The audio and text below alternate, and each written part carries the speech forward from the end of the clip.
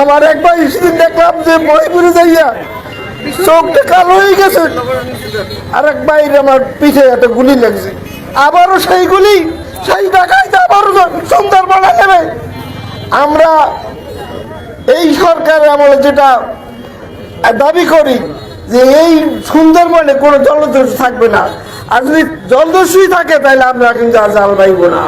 গুলি এই সিট দিয়ে মারে, একুল দিয়ে মারে, তাই যেটা কারায় পরে এটা চলালো বাইরেই যায়।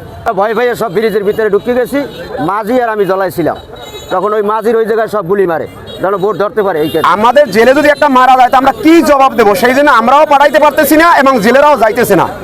এখন সাগরে ব্যবসা করা আমাদের ব্যাপারে একটা খুব কঠিন হয়ে দাঁড়াইছে। তারা একটা ছোট বোর্ডে আইছে, বোর্ডে প্রায় 8-10 জন লোক হইবে, তার পেটে রাতে অস্ত্র।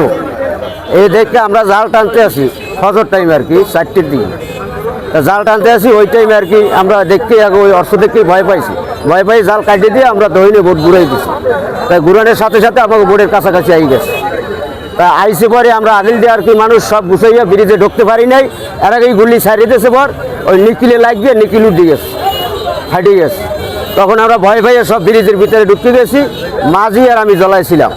তখন ওই মাঝির ওই জায়গায় সব গুলি মারে যেন ভোট ধরতে পারে এই কেটে। তখন আমরা আরও দহিনে চালাই নামতে আসি ভোট বাড়াই দিয়া। তখন ওই গুলি এই সিট দিয়ে মারে, একুল দিয়ে মারে, তাই যেটা কারায় পরে এটা চলালো বাইরেই যায়। এরপরে ওই একটা মারছে পরে ওই কাঠপাশাই পরে সিট দিয়ে আমার এই জায়গায় লাগছে। আর একটা মারছে আমরা কারা ফোরা হইয়া ব্রিজ ফোরা হইয়া হে ডরের সরে নামে খাড়াই রয়েছে, হ্যাঁ 3টে গেঞ্জি গায়ে এই জায়গা ফোরাইয়া এইবার ঢুকছে।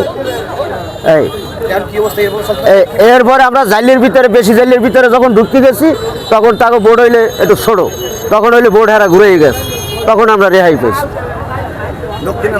হ্যাঁ, দক্ষিণে নামিয়ে যাওয়ার পরে না, নিরাপদ নাই, সাগরে কোনো নিরাপদ নাই। জলদস্যুর পিণ্ডে যাও আমরা পারতেছি না। আর আমরা ভয়তে খুব আতঙ্ক তাই রাত্রে আমাকে বাতি টাতি সব নিবেই তা লাগে এখন ভয়তে। ওই বাতি দেখলেই আইয়ে চালাই ধরে গুলি মারে। এরা সব নিয়ে যায় জঙ্গলের ভিতরে। একসময় আমরা কিছুদিন আগে আমরা বাতি জ্বালাইয়া সমস্ত জেলেরা জাল বাইতো, এখন বাতি নিবেও জাল বাইতে পারতেছি না। এত পরিমাণ ডাকাইতে আমরা শুনতেছি যে যেই লোকগুলো আত্মসমর্পণ করছিল 15 সালে, 14 সালে বা 16 সালে যেই লোকগুলো আত্মসমর্পণ করছে, সেই আত্মসমর্পণ করা লোকই আবার সাগরে আবার পুনরায় নামছে।